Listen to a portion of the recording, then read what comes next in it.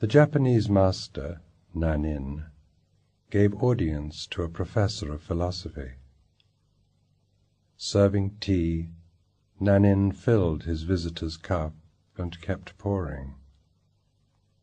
The professor watched the overflow until he could restrain himself no longer. "Stop! The cup is overfull. No more will go in." Nanin said, "Like this cup, you are full of your own opinions and speculations. How can I show you Zen unless you first empty your cup?"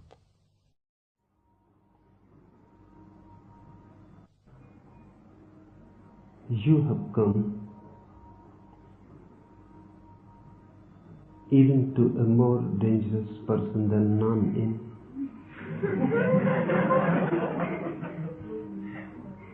Because empty cup won't do. The cup has to be broken completely. Even empty, if you are there, then you are full. Even emptiness fills you. If you feel that you are empty, you are not empty at all. You are there. Only the name has changed. Now you call yourself emptiness. The cup won't do at all. It has to be broken completely. Only when you are not, the tea can be poured into you. Only when you are not, there is no need really to pour the tea into you. When you are not, the whole existence begins pouring. The whole existence becomes a shower from every dimension and every direction. When you are not, the divine is. The story is beautiful. It is bound to happen to a professor of philosophy. The story says a professor of philosophy came to Nanin.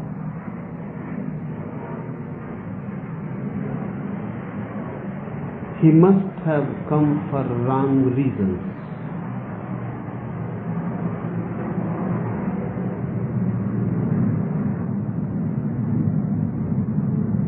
Because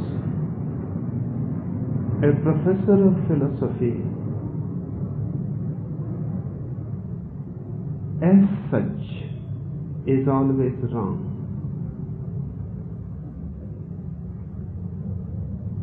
Philosophy means intellect, reasoning, thinking, argumentativeness. And this is the way to be wrong. Because you cannot be in love with existence if you are argumentative. Argument is the barrier. If you argue, you are closed. The whole existence closes to you. Then you are not open and the existence is not open to you. When you argue, you assert. Assertion is violence, aggression. And the truth cannot be known by an aggressive mind. The truth cannot be discovered by violence. You can come to know the truth only when you are in love. But love never argues. There is no argument in love because there is no aggression. And remember, that man was not only a professor of philosophy, you are also the same. Every man carries his own philosophy.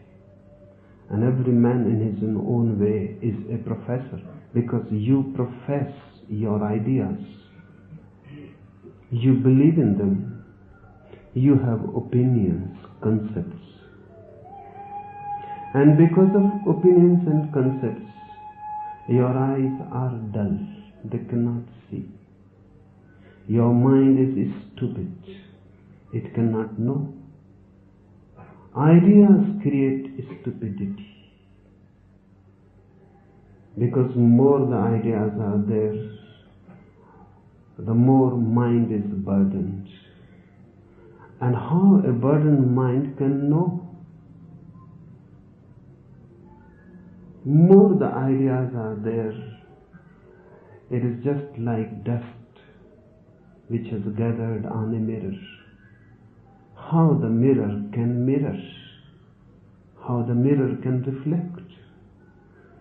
Your intelligence is just covered by opinions, the dust. And everyone who is opinionated is bound to be stupid and dull. That's why professors of philosophy are almost always stupid. They know too much to know at all. They are too much burdened. They cannot fly in the sky. They can't have wings. And they are so much in the mind, they can't have roots in the earth. They are not grounded in the earth, and they are not free to fly into the sky. And remember, you all are the same. There may be differences of quantity, but every mind is qualitatively the same, because mind thinks, argues, collects and gathers knowledge and becomes dull. Only children are intelligent. And if you can retain your childhood, continuously, if you reclaim your childhood, you will remain innocent and intelligent. If you gather dust, childhood is lost. Innocence is no more. The mind has become dull and stupid. Now you can have philosophies. More philosophy you have, more you are far away from the divine. A religious mind is a non-philosophical mind. A religious mind is an innocent, intelligent mind. The mirror is clear. The dust has not been gathered. And every day a continuous cleansing goes on. That's what I call meditation. This professor of philosophy came to Nanin. He must have come for wrong reasons. He must have come to receive some answers. Those people who are filled with questions are always in search of answers. And Nanin cannot give an answer. It is foolish to be concerned with questions and answers. Nanin can give you a new mind. Nanin can give you a new being. Nanin can give you a new existence in which no questions arise.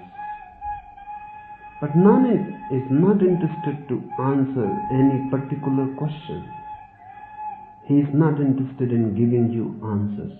Neither am I. You must have come with many questions.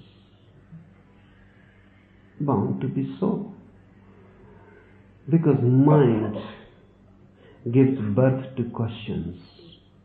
Mind is a question creating mechanism. Feed anything into it, out comes a question, and many questions follow. give an answer to it, immediately it converts it into many questions.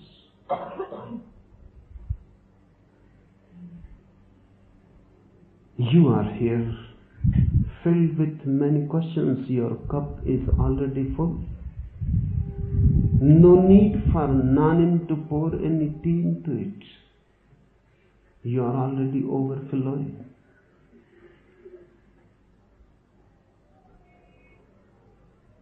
I can give you a new existence. That's why I have invited you here. I will not give you any answers. All questions, all answers are useless. Just a wastage of energy. But I can transform you, and that is the only answer. And that one answer solves all questions. Philosophy has many questions, many answers, millions. Religion has only one answer. Whatsoever the question, the answer remains the same. Buddha used to say, you test seawater from anywhere, the taste remains the same, the saltiness of it. Whatsoever you ask is really irrelevant. I will answer the same, because I have got only one answer. But that one answer is like a master key. It opens all doors. It is not concerned with any particular lock. Any lock, and the key opens it. Religion has only one answer, and that answer is meditation. And meditation means how to empty yourself. The professor must have been tired walking long when he reached to Nanin's cottage. And Nanin said, wait a little. He must have been in a hurry. Mind is always in a hurry. And mind is always in search of instantaneous realizations. To wait for mind is very difficult, almost impossible. Nanin said, I will prepare tea for you. You look tired. Wait a little, rest a little, and have a cup of tea. And then we can discuss. And Nanin boiled the waters. Started preparing the tea. But he must have been watching the professor. Not only the water was boiling, the professor was also boiling with him. Not only the tea kettle was making sounds, the professor was making more sounds with him. Chattering, continuously talking. The professor must be getting ready what to ask, how to ask, from where to begin. He must have been in a deep monologue. Nanin must have been smiling and watching. This man is too full. So much so that nothing can penetrate into him. The answer cannot be given because there is no one to receive it. The guest cannot enter into the house. There is no room. Nanin must have wanted to become a guest in this professor. Out of compassion, a Buddha always wants to become a guest within you. He knocks from everywhere. but there is no door. And even if he breaks a door, which is very difficult, there is no room. You are so full with yourself and with rubbish and all types of furniture you have gathered in many, many lives. Even you cannot enter into yourself because there is no room, no space. You live just outside of your own being, just on the steps. You cannot enter within yourself. Everything is blocked. And then Nanin poured tea into the cup, and the professor began to be uneasy because he was continuously pouring the tea. It was overflowing. Soon it will be going out on the floor. Then the professor said, "Stop, what are you doing?" Now this cup cannot hold any more tea, not even a single drop. So are you mad? What are you doing? And Nanin said, the same is the case with you. You are so alert to observe and become aware that the cup is full and cannot hold any more. Why are not you so aware about your own self? You are overflowing with opinions, philosophies, doctrines, scriptures. You know already too much. I cannot give you anything. You have traveled in vain.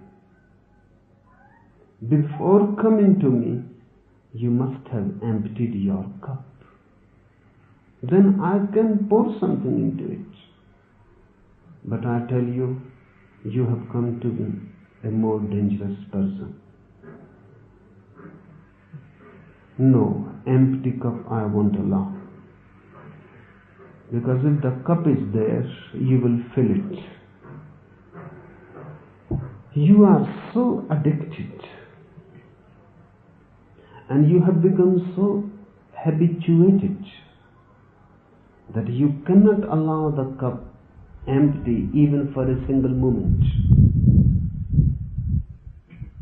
The moment you see emptiness anywhere, you start filling it. You are so scared of emptiness.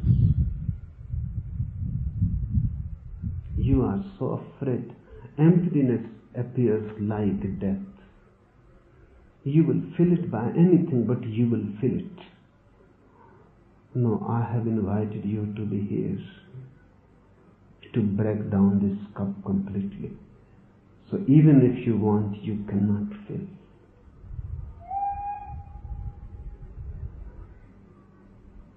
Emptiness means there is no cup left. All the walls have disappeared. The bottom has fallen down. You have become an abyss. And then I can pour myself onto you.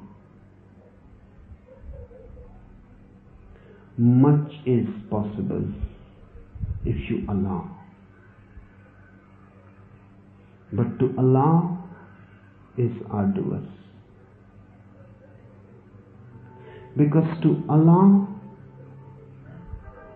you will have to surrender. Emptiness means surrender. Nanin was saying to that professor that bow down, surrender, empty your head, I am ready to pour. And that professor has not even asked the question. And Nanin has given the answer. Because really there is no need to ask the question remains the same.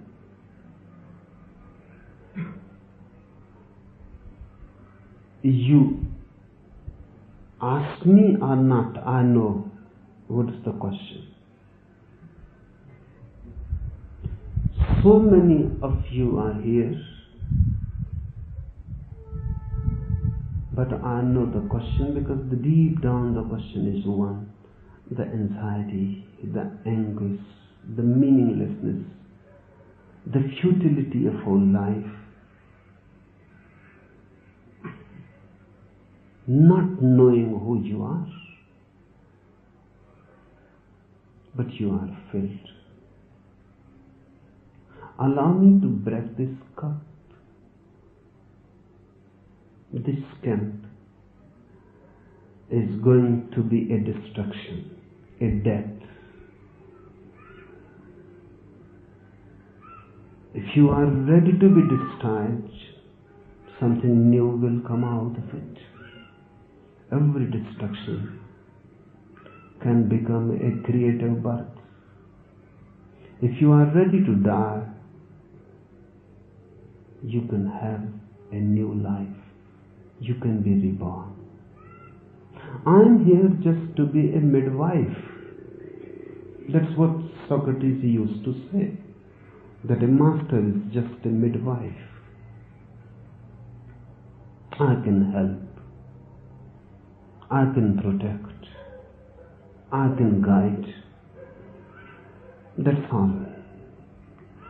The actual phenomena, the transformation is going to happen to you. Suffering will be there because no birth is possible without suffering.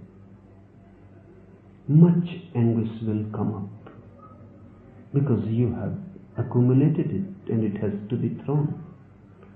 A deep cleansing and catharsis will be needed. Birth is just like death.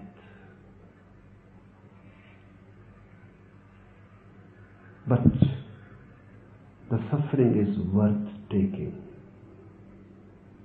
Out of the darkness of suffering, a new morning arises, a new sun arises.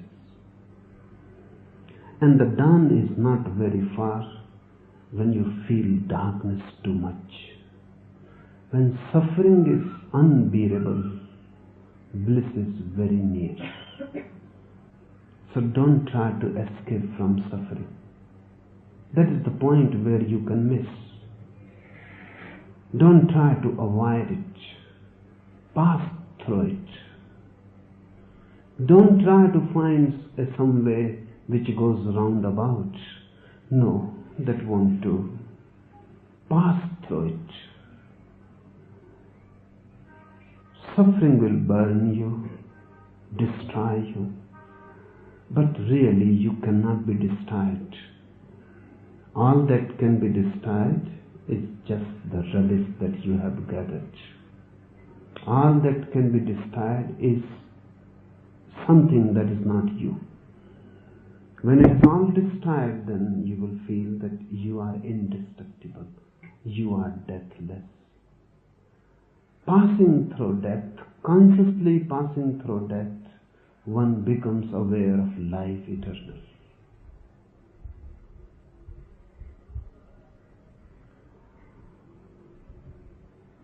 These few days you will be here with me.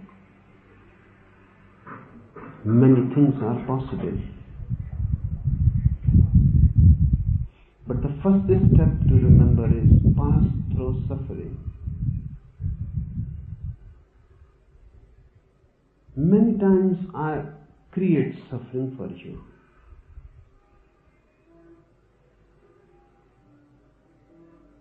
Many times I create the situation in which all that is suppressed within you comes up. Don't push it down, don't repress it. Allow it, free it. If you can free your suppressed suffering, you will become free of it. And you can come to the state of bliss only when all suffering has been thrown, completely dropped. And I can see through you. The flame of bliss is just near by the corner.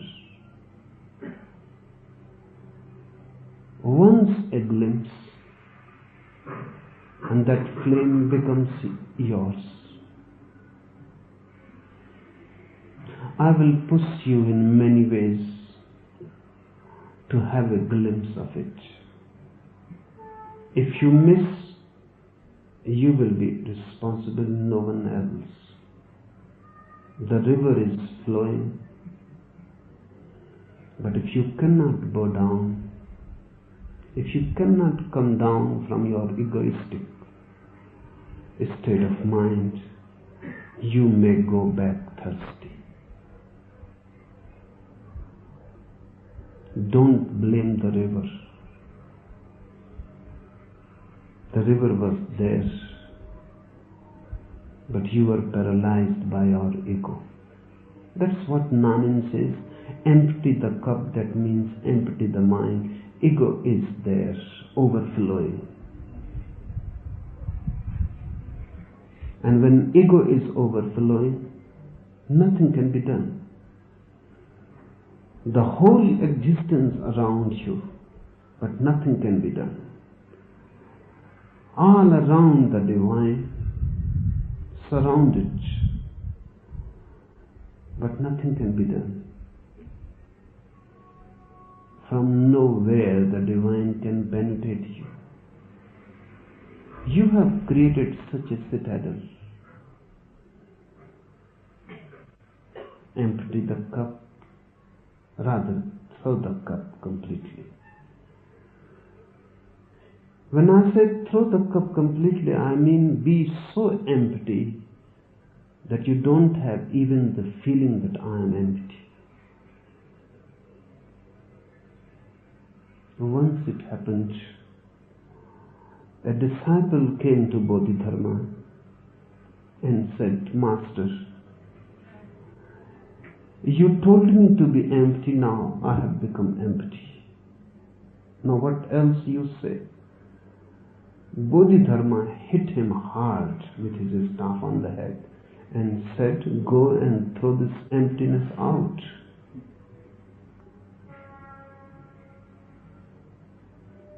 Because if you say I am empty, the I am is there and the I cannot be empty.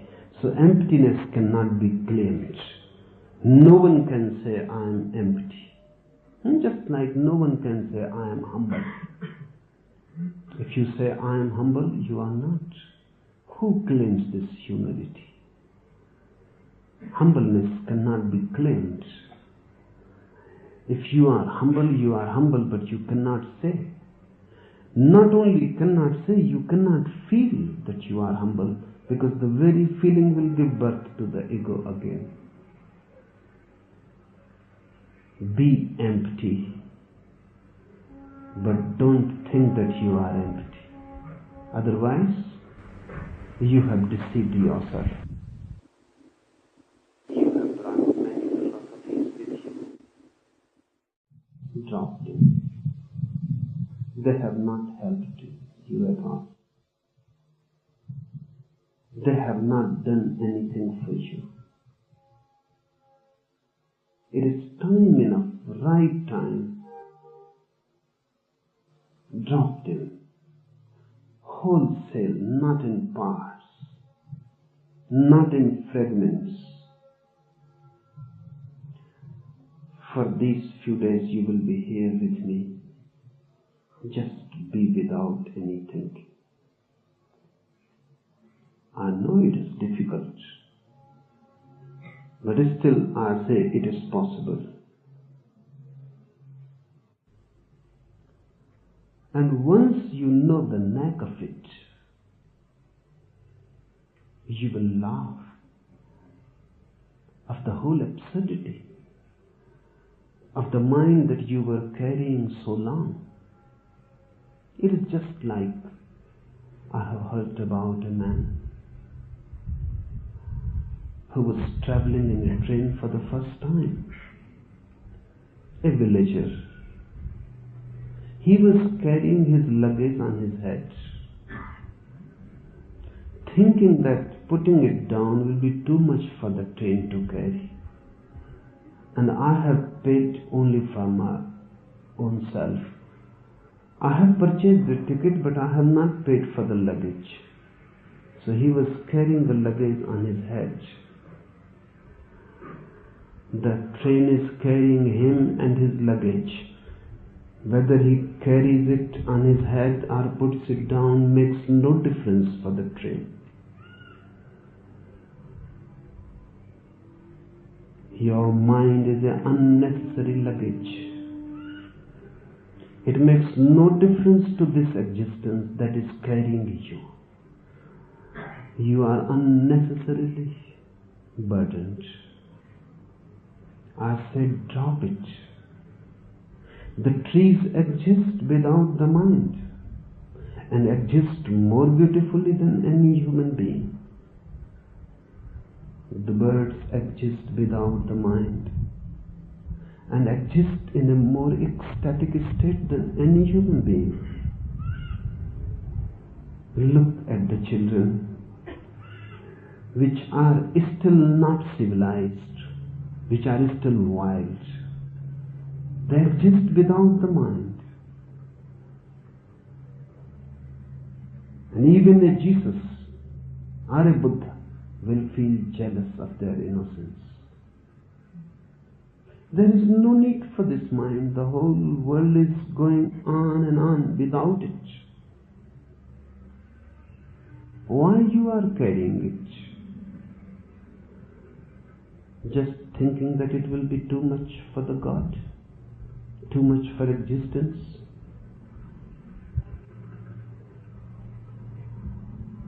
Once you can put it down, even for a single minute, your whole existence will be transformed. You will enter into a new dimension, the dimension of weightlessness.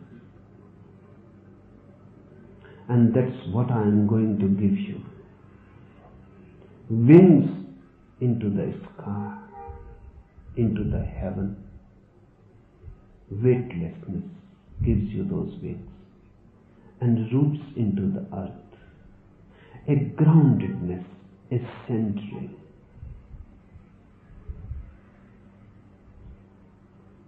This earth and that heaven, both are two parts of the whole. In this life, your so-called ordinary life, you must be rooted.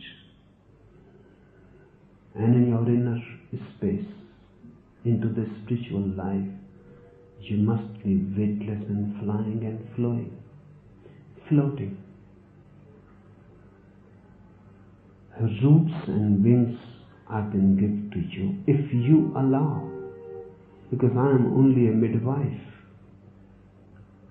I cannot force the child out of you. And a forced child will be ugly, and a forced child may die. Just allow me. The child is there. You are already pregnant. Everybody is pregnant with God. The child is there, and you have carried already too much. Long before the period of 9 months has passed, that may be the root cause of your anguish, that you are carrying something in the womb which needs birth, which needs to come out, which needs to be born. Think of a woman, a mother, carrying a child. After the 9th month, then it becomes more and more burdensome. And if the birth is not going to happen, the mother will die. because it will be too much to bear. That may be the reason why you are so much in anxiety, anguish, tension. Something needs to be born out of you. Something needs to be created out of your womb. I can help. This Samadhi Sadhana Sivir, this camp for inner ecstasy and enlightenment is going just to be a help for you, so that which you have carried like a seed up to now can come out of your soil and become a alive thing, a live plant. But the basic thing will be, if you want to be with me, you cannot be with your mind. Both cannot happen simultaneously. Whenever you are with your mind, you are not with me. Whenever the mind is not there, you are with me. And I can work only if you are with me. Empty the cup, throw the cup completely, destroy it.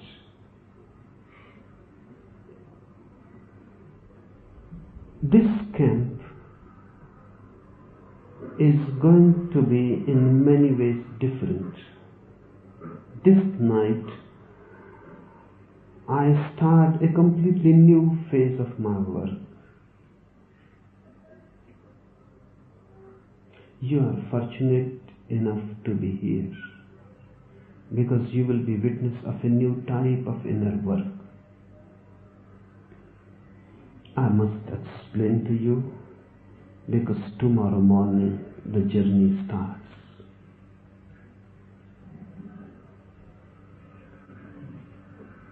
Three times you will be doing meditation: in the morning, the dynamic; in the afternoon, the kirtan; and in the night a new meditation has to be introduced: Sufi Dervish dancing.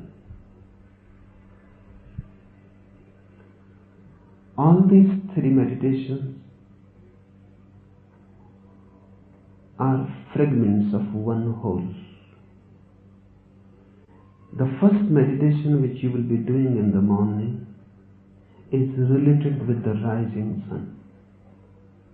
It is a morning meditation. When the sleep is broken, the whole nature becomes alive. The night has gone. The darkness is no more.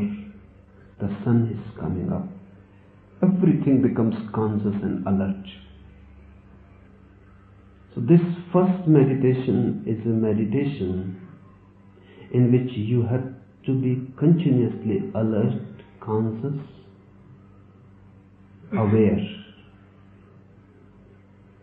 Whatsoever you do, the first step breathing, the second step catharsis, the third step the mantra, Maha Mantra, who, but remain a witness. Don't get lost. It is easy to get lost. While you are breathing, you can forget. You can become so much one with breathing that you can forget the witness. But then you miss the point. Breathe as fast, as deep as possible. Bring your total energy to it, but still remain a witness. Observe it, what is happening, as if you are just a spectator, as if the whole thing is happening to somebody else, as if the whole thing is happening in the body and the consciousness is just centered and looking. This witnessing has to be carried in all the three steps. And when everything stops, and in the fourth step you have become completely inactive, frozen, then this alertness will come to its peak. In the afternoon meditation, kirtan, dancing, singing, another inner work has to be done. In the morning, you have to be fully conscious. In the afternoon meditation, you have to be half conscious, half unconscious. It is a noontide meditation. When you are alert but you feel sleepy. It is just like a man who is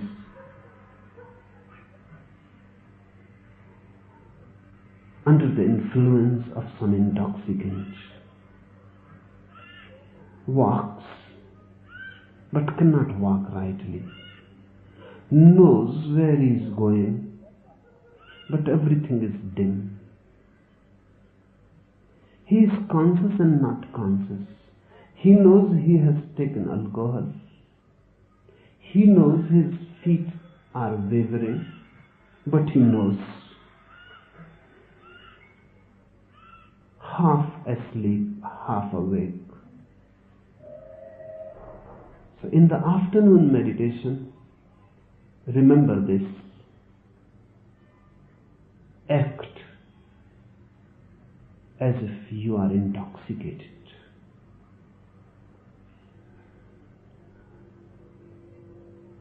Drunk, ecstatic. Sometimes you will forget yourself completely like a drunkard. Sometimes you will remember. But don't try to be conscious just like the morning. No. Move with the day. Half in the noon. Then you are in tune with the nature.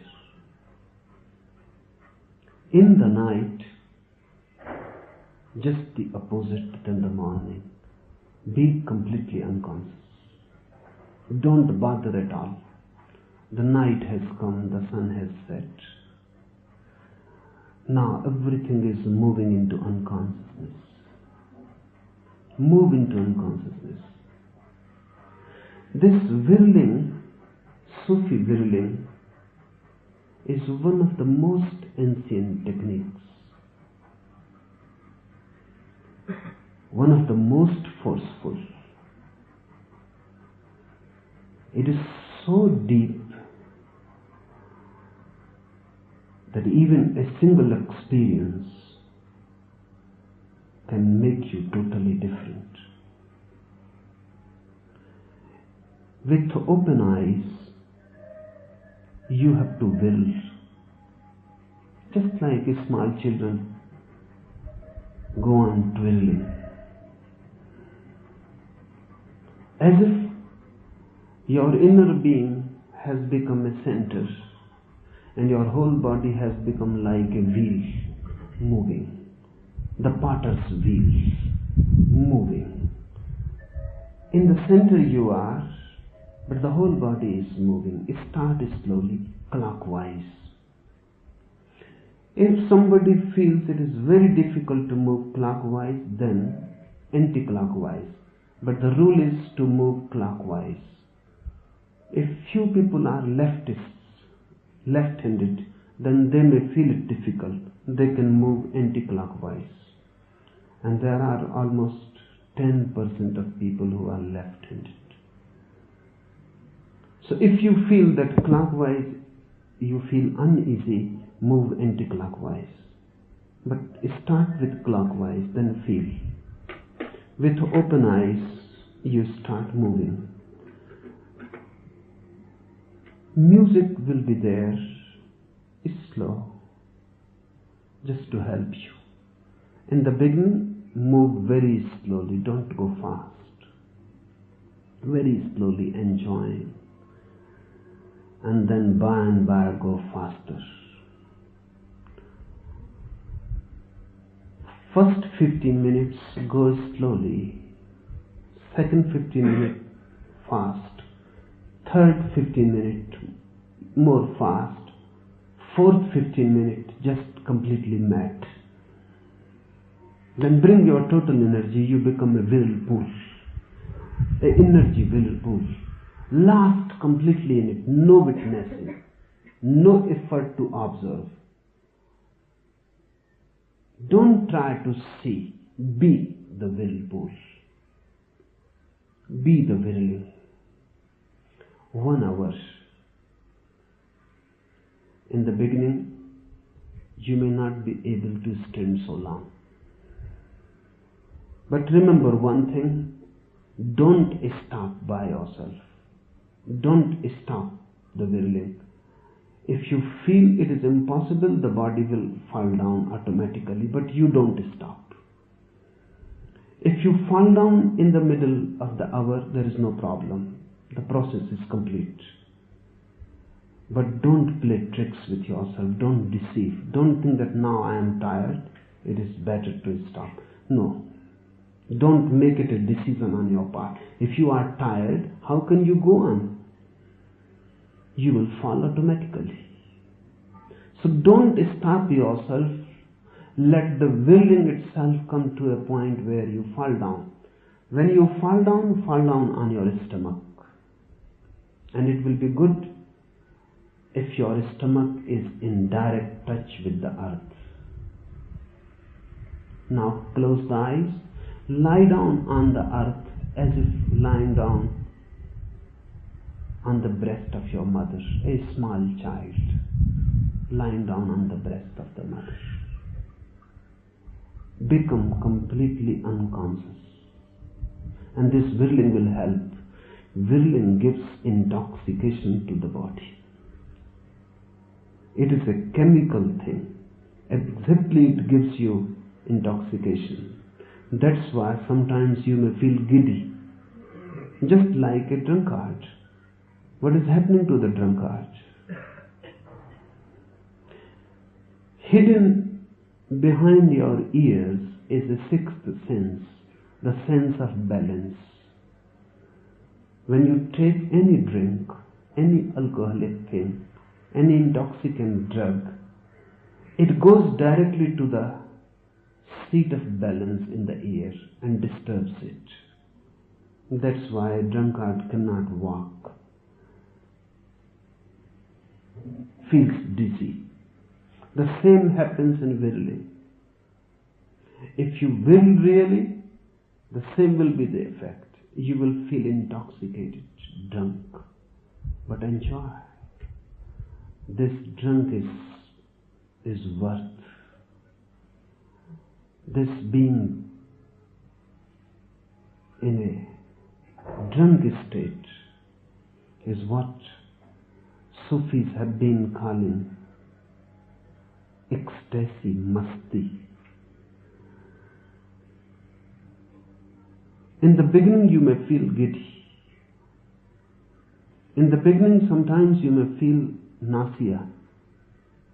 But within 2-3 days these feelings will disappear.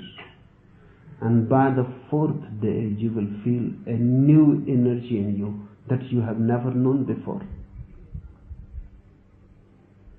Then giddiness will disappear. Just a smooth feeling of drunkenness will be there. So don't try to be alert what is happening. Let it happen and become one with the happening. In the morning, alert. In the afternoon, half alert, half non-alert. In the night, completely unalert. The circle is complete. And then fall down on the ground, on your stomach. If somebody feels any sort of pain in the navel center, lying down on the ground, then he can turn on the back, otherwise not. If you feel something very deep, painful sensation in the stomach, then turn on your back, otherwise not. The navel in contact with the earth will give you such a blissful feeling, just the same as once you had but you have forgotten when you were a child lying down on your mother's breast, completely unaware of any worry, any anxiety. So one with the mother. Your heart beating with her heart. Your breath in tune with her breath. The same will happen with the earth, because earth is the mother. That's why Hindus have been calling earth the mother and sky the father. Be rooted in it. Feel a merger as if you have dissolved. The body has become one with the earth. The form is no more there. Only earth exists. You are not there. This is what I mean when I say break the cup completely. Forget that you are, the earth is, and dissolve in it. 1 hour whirling, the music will continue. Many will fall before the hour, but everybody has to fall by the time the music stops. So if you feel that you are still not in the state of falling, then go faster and faster. After 45 minutes, you go completely mad. So by the time the hour is complete, you have fallen. And the feeling of falling is beautiful. So don't manipulate it. Fall. And when you have fallen, then turn on your stomach. Be merged. Close your eyes. This merger has to be there for 1 hour. So the night meditation will be of 2 hours, from 7 to 9. Don't eat anything before it. At 9, the suggestion will be given that come out of this deep drunkenness, this ecstasy. Even out of it, you may not be able to walk rightly, but don't be disturbed. Enjoy it. Then take your food and go to sleep.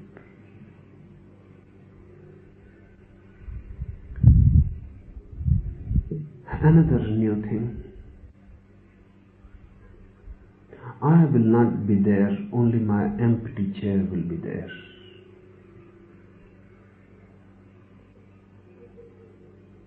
But don't miss me, because in a sense I will be there. And in a sense always there has been an empty chair before you. Right now the chair is empty, because there is no one sitting in it.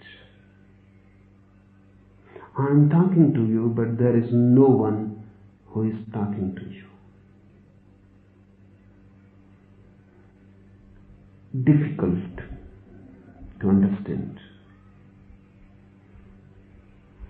When the ego disappears, processes can continue, talking can continue, sitting and walking and eating can continue, but the center has disappeared. Even now the chair is empty. But I was always with you up to now in all the camps, because you were not ready. Now I feel you are ready, and you must be helped to get more ready, to work with my absence. Because feeling that I am there, you may feel a certain enthusiasm which is false. Just feeling that I am present, you may do things which you never wanted to do. Just under my impression, you may exert more. That is not of much help, because only that can be helpful which comes out of your being. My chair will be there. I will be watching you. but you feel completely free. And don't think that I am not there, because that may depress you. And then that depression will disturb your meditation. I will be there. And if you meditate rightly, whenever your meditation will be exactly tuned, you will see me. So that will be the criterion, whether you are really meditating or not. Many of you will be able to see me more intensely than you can see me right now. And whenever you see me, you can be certain that things are happening in a right direction. So this will be the criterion. By the end of this camp, I hope 90% of you would have seen me. 10% may miss because of their minds. So if you see me, don't start thinking about it, what is happening. Don't start thinking whether it is an imagination or a projection, or am I really there? Don't think, because if you think, immediately I will disappear. Because thinking will become a barrier. The dust will come on the mirror and there will be no reflection. Whenever the dust is not there, suddenly you will become aware of me more than you can be aware here right now. To be aware of the physical body is not much awareness. To be aware of the non-physical being is real awareness. And you must learn to work without me. You cannot be always here. You will have to go far away. You cannot hang around me forever.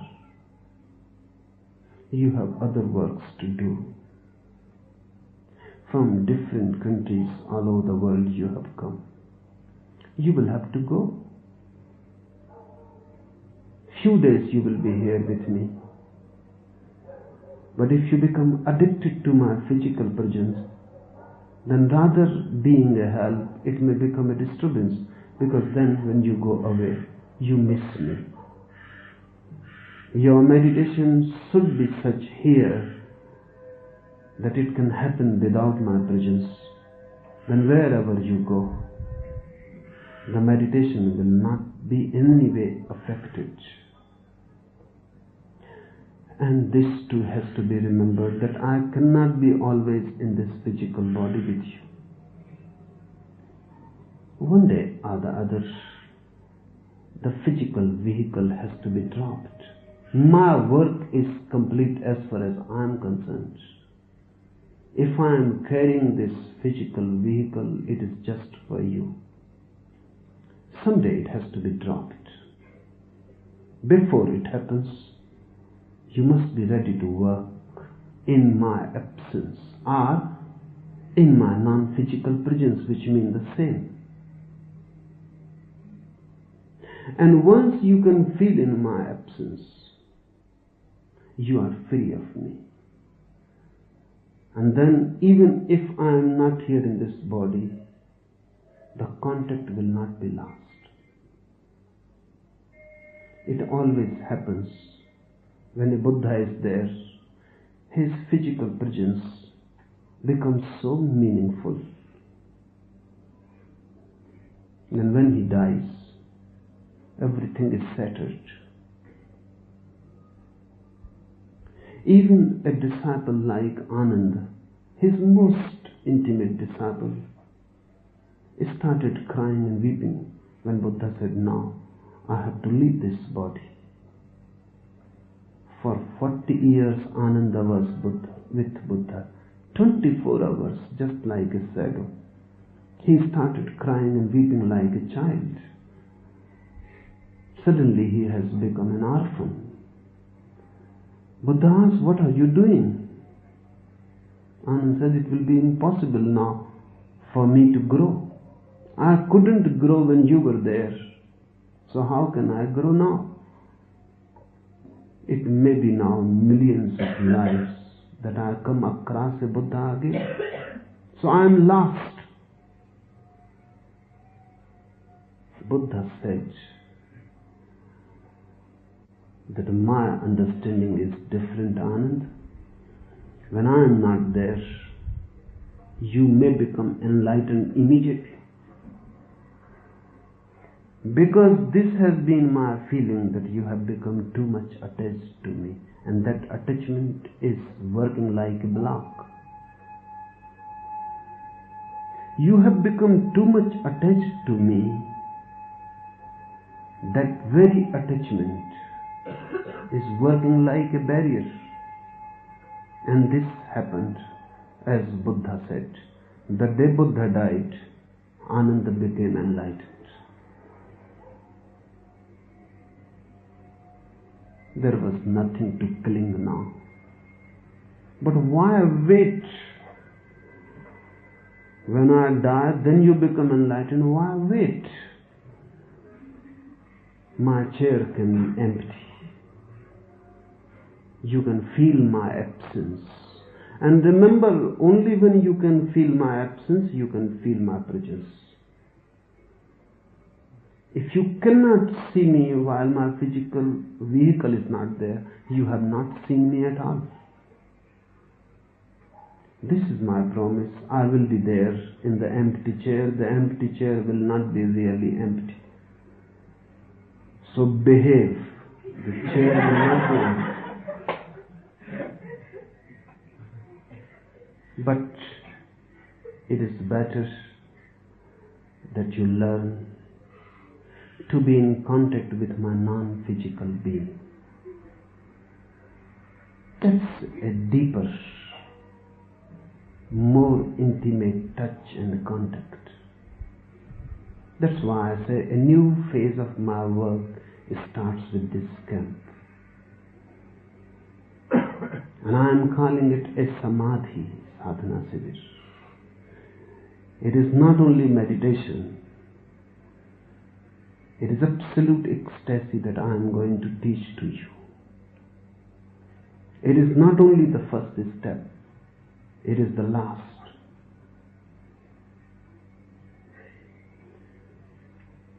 Only no mind on your part is needed. And everything is ready. Just be alert not to think much. The remaining time between these three meditations, remain more and more silent. Don't talk. If you want to do something, laugh, dance, do something intense and physical, but not mental. Go for a long walk. Do jogging in the ground.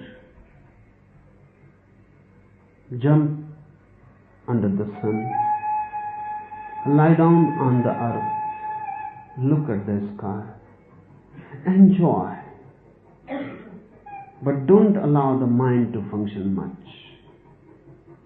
Laugh, cry, weep, but don't think. These three meditations and the time between these, if you can be without thinking, after 3-4 days, you will feel suddenly a burden has disappeared. The heart has become light, the body weightless, and you are ready to take a jump into the unknown.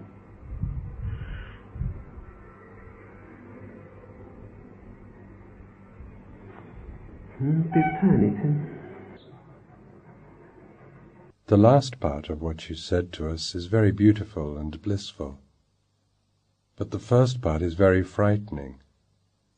breaking the cup, suffering, falling down on the ground, you not being there. Then our minds come in and we play tricks with our bodies. We say, I have this pain, I have this blister. Can you give us some clue as to how we can get over the barriers we create for ourselves when we come up against fear? Any conflict will create more barriers. If there is fear and you start doing something about it, then a new fear has entered, fear of the fear. It has become more complex. So the one thing to be done is, if fear is there, accept. Don't do anything about it, because doing will not help. And anything that you do out of fear will create more fear. Anything that you do out of confusion will add more to confusion. So the only thing that can be done, don't do anything. If fear is there, note it down that fear is there and accept it. What you can do? Nothing can be done. Fear is there. See, if you can just note down the fact that fear is there, where is the fear then? You have accepted it. It has dissolved. Acceptance dissolves.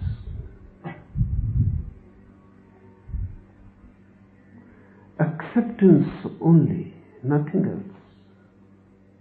If you fight, you create another disturbance, and this can go on ad infinitum. Then there is no end to it.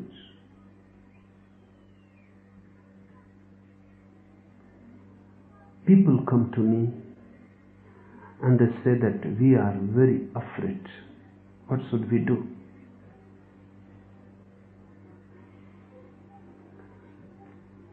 If I give them something to do, they will do with the being which is full of fear. So action will come out of their fear.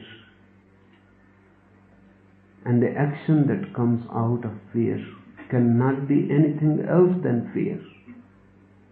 I have heard that Adolf Hitler was suffering from deep depression, melancholy. And psychologists were saying that it is due to some hidden inferiority complex. So all the Aryan psychologists were called. They tried. They couldn't help. Nothing came out of their analysis. So they suggested that a Jewish psychoanalyst should be called. Hitler was not ready in the beginning to call a Jew. But seeing no way out of it, he had to yield. A great Jew psychoanalyst was called. He analyzed, penetrated deep into Hitler's mind, dreams, and then he suggested that nothing much is a problem. You simply repeat one thing continuously, that I am important, I am significant, I am indispensable. Let it be the mantra. Night, day, whenever you remember, repeat, I am important, I am significant, I am indispensable. Hitler said, stop, you are giving me a bad advice. The psychoanalyst couldn't understand. He said, what do you mean? Why? You call this a bad advice? Hitler said, because whatsoever I say, I am such a liar, I cannot believe it. I am such a liar. So whatsoever I say, I cannot believe it. If you say, repeat, I am indispensable, I know that this is a lie. I am saying, I am a liar. Out of lies, if you repeat something, it will become a lie. Out of fear, if you do something, it will become again a fear. Out of hate, if you try to love, that love will be just a hidden hate. It cannot be anything else. You are full of hate, go to the preachers and they will say, try to love. They are talking nonsense. Because a person who is full of hate, how can he try to love? If he tries to love, this love will come out of hatred. It will be poisoned already. Poisoned from the very source. And this is what is the misery of all preachers. Gandhi says to people who are violent, try to be non-violent. Then their non-violence comes out of violence. So their non-violence is just a facet. Just a face to sow. Deep down, they are boiling with violence.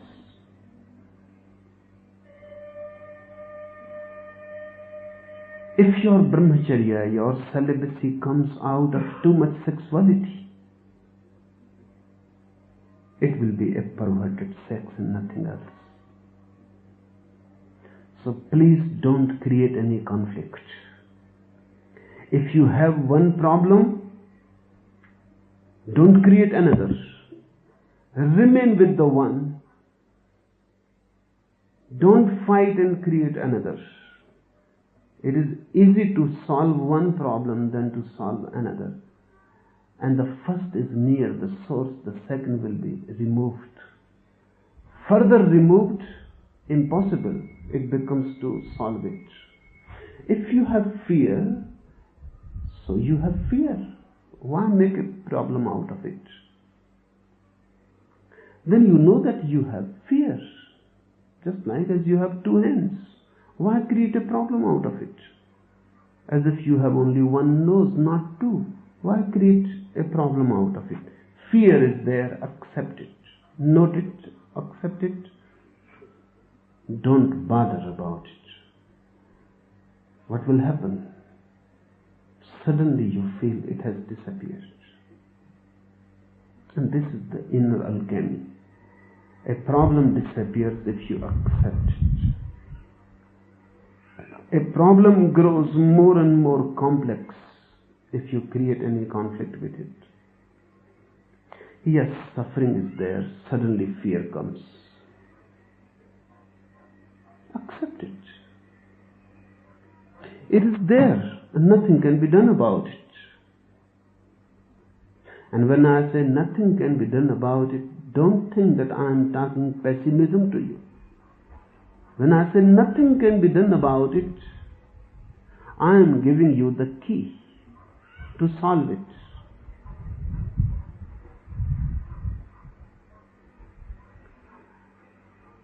Suffering is there. It is part of life and part of growth. Nothing is bad in it. Suffering becomes evil only when it is simply destructive and not creative at all. Suffering becomes bad only when you suffer and nothing is gained out of it. But I am telling you that the divine can be gained through suffering. Then it becomes creative. Darkness is beautiful if the dawn is coming near out of it. Darkness is dangerous if it is endless, leads to no dawn. Simply continues and continues. And you go on moving in a rut. in a vicious circle. This is what is happening to you.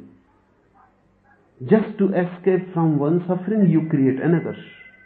Then to escape from another. And this goes on. And all those sufferings which you have not lived are waiting for you. And you have escaped. And you escape from one suffering to another.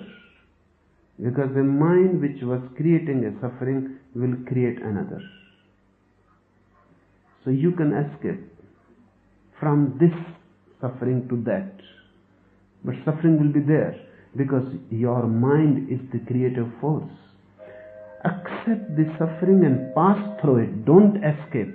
This is a totally different dimension to work. Suffering is there. Encounter it. Go through it. Fear will be there. Accept it. You will tremble. Tremble. Why create a facade that you don't tremble, that you are not afraid? If you are a coward, accept it. Everyone is a coward. People you call brave are just facades. Deep down they are as coward as anyone else. Rather more coward. Just to hide that cowardness, they have created a bravery around them. And sometimes they act in such a way so that everyone knows they are not cowards. Their bravery is just a screen. How can men be brave? Because death is there. How can men be brave? Because man is just a leaf in the winds. How the leaf can help not to tremble? When the wind blows, the leaf will tremble. But you never say to the leaf that you are a coward. You only say that the leaf is alive. So when you tremble and fear takes grip of you, you are a leaf in the wind. Beautiful. Why create a problem out of it? But the society has created problems out of everything. If a child is afraid in the dark, we say, don't be afraid, be brave. Why? The child is innocent and naturally feels fear in the dark. You force, be brave. So he also forces. Then he becomes tense.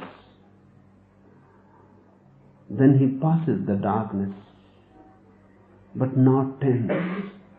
Now his whole being ready to tremble, and he is suppressing it. This suppressed trembling will follow now the whole life.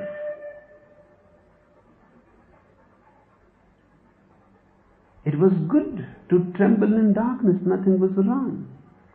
It was good to cry and run, nothing was wrong.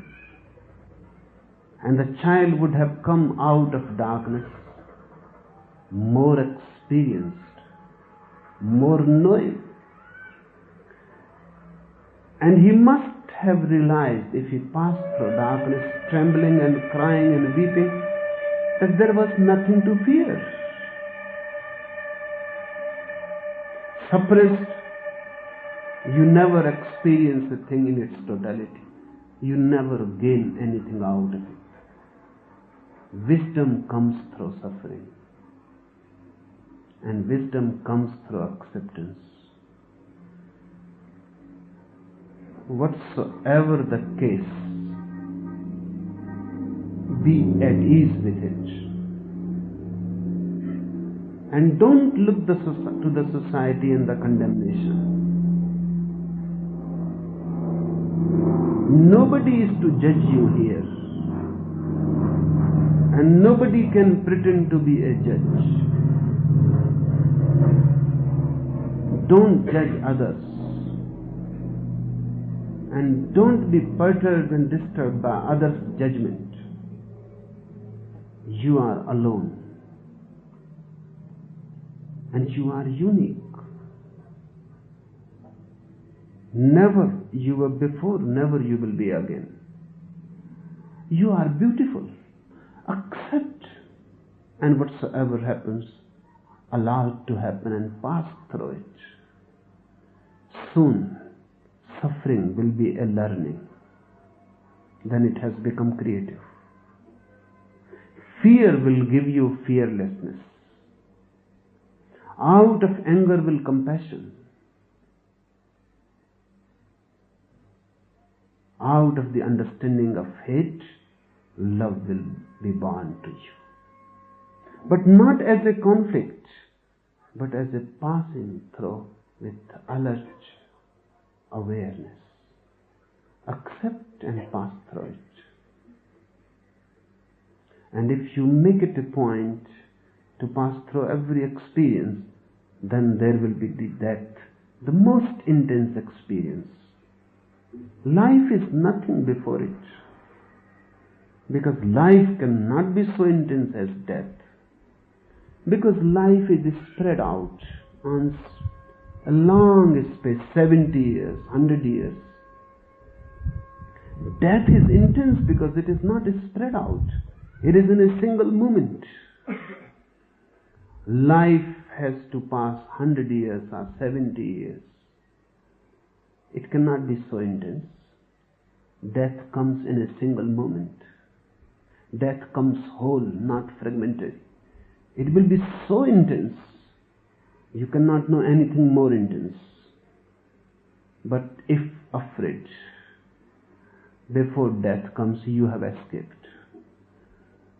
You have become unconscious because of the fear. And you have missed one golden opportunity, the golden gate. If the whole life you have been accepting things, when death comes, patiently, passively, you will accept and enter into it without any effort to escape. If you can enter death passively, silently, without any effort, death disappears. Krishna, Christ, Buddha, Mahavir, when they say, you are deathless, they are not talking about a doctrine. They are talking about their own experience. And this can happen in this camp here also, because samadhi is death. Dhyan is death. Meditation is death. Many times there will be moments when you will feel suddenly you are dying. Don't escape. Allow it to happen. If you allow it to happen, death has gone. Death is no more there. And the inner flame, beginningless, endless, has come into being. It has always been there. Now you can feel it.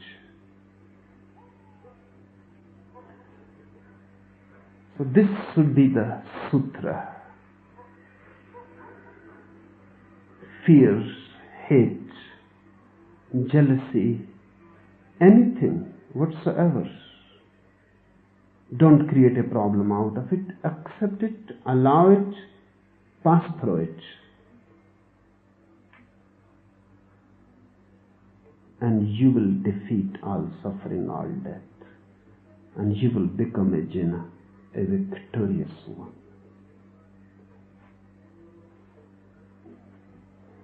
Anything more?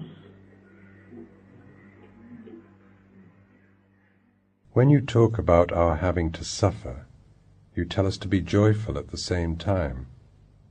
Trying to compromise these two things seems difficult.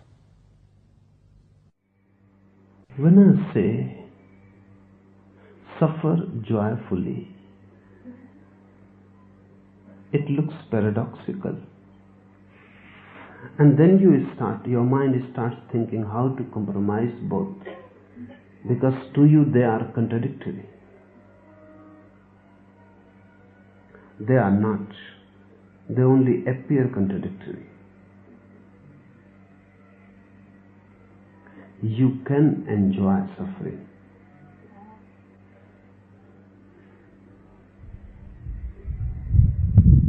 What is the secret? How to enjoy suffering? If you don't escape, the first thing, if you allow the suffering to be there, you are ready to face it. You are not trying somehow to forget it. You are different then. Suffering is there, but just around you. It is not in the center, it is on the periphery. It is impossible for suffering to be on the center. It is not in the nature of things. It is always on the periphery. And you are the center. So when you allow it to happen, you don't escape, you don't run. You are not in a panic. Suddenly you become aware that suffering is there on the periphery, as if happening to someone else, not to you. And you are looking at it. A subtle joy spreads all over your being. Because you have realized one of the basic truths of life, that you are bliss and not suffering. So when I say enjoy it, I don't mean that become a masochist. I don't mean that create suffering for yourself and enjoy it. I don't mean that go and fall down from a cliff, have fractures, and then enjoy it. No. There are people of that type, and many of them has become ascetics, tapasvis, and they are creating suffering for themselves. They are masochists. They are ill. They are very dangerous people. They wanted to make others suffer, but they were not so courageous. They wanted to kill others, be violent with others, cripple others, but they were not so courageous. So their whole violence has turned within. Now they are crippling themselves, torturing themselves, and enjoying it. I'm not saying be a masochist. I'm simply saying suffering is there. You need not seek for it. Enough suffering is already there. You need not go in search. Suffering is already there. Life, by its very nature, creates suffering. Illness is there, death is there, body is there.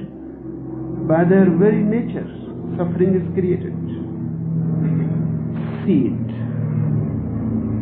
Look at it. With a very dispassionate eye, look at it. What it is, what is happening. Don't escape. Immediately the mind says escape from here. Don't look at it.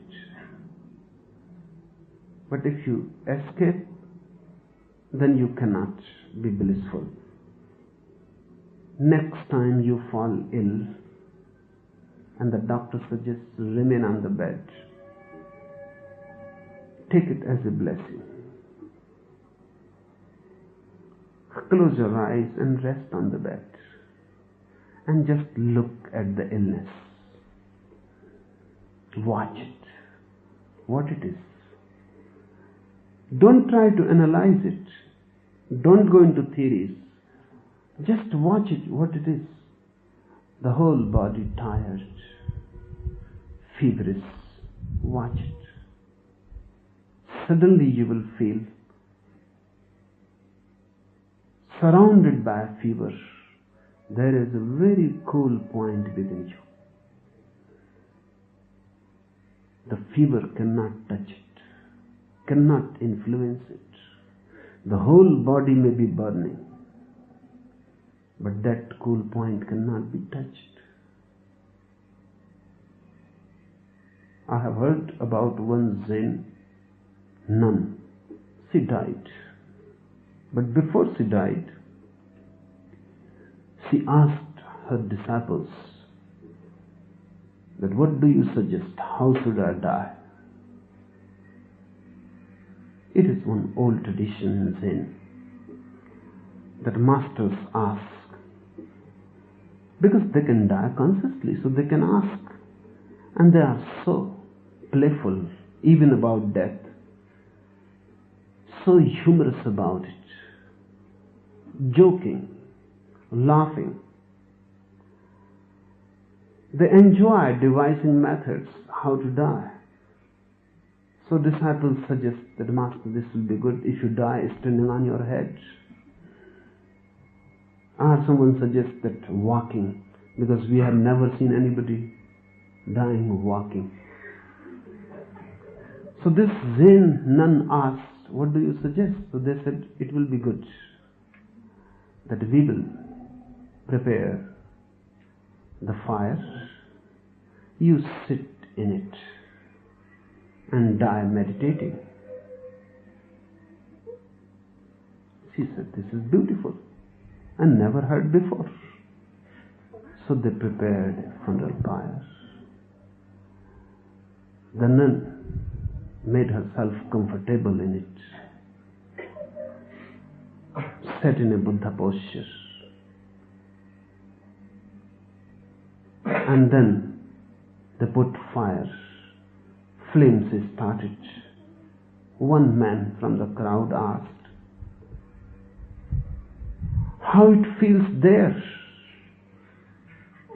It is so hot that I cannot even come nearer to ask you. That's why I am shouting. How it feels there? The nun laughed and said, only a fool can ask such a question. How it feels there?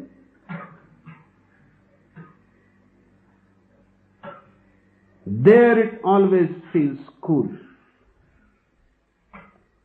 Perfectly cool. She is talking of her inner being, the center. There, it is always cool and only a foolish person can ask it. Why she says that only a foolish person can ask it? It is obvious, because a person who is ready to sit in the fire, meditating, and then the fire is burnt, and she is sitting silently, obviously it shows that this person must have achieved the innermost cool point which cannot be disturbed by any fire. Otherwise it is not possible. So when you are lying on your bed, feverish, in fire, the whole body burning, just watch it. Watching, you will recede back towards the source. Watching, you will gain a balance, a rhythm.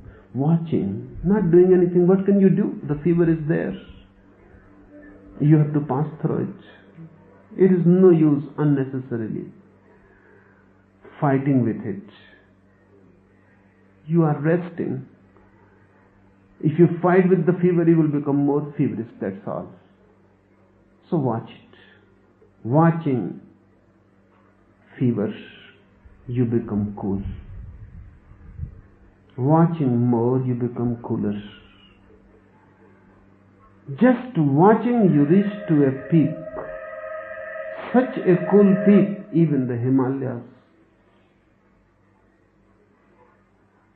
will feel jealous.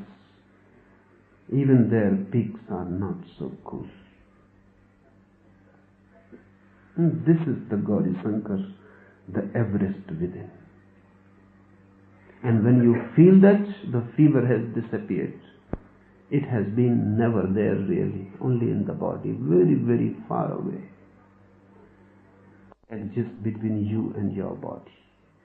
infinite space, I say. Unbridgeable gap exists between you and your body, and all suffering exists on the periphery. Hindus say it is dream, because the distance is so vast, unbridgeable. It is just like a dream happening somewhere else, not happening to you, in some other world, on some other planet. When you watch suffering, suddenly you are not the sufferer, and you start enjoying. Through suffering, you become aware of the opposite pole, the blissful inner being.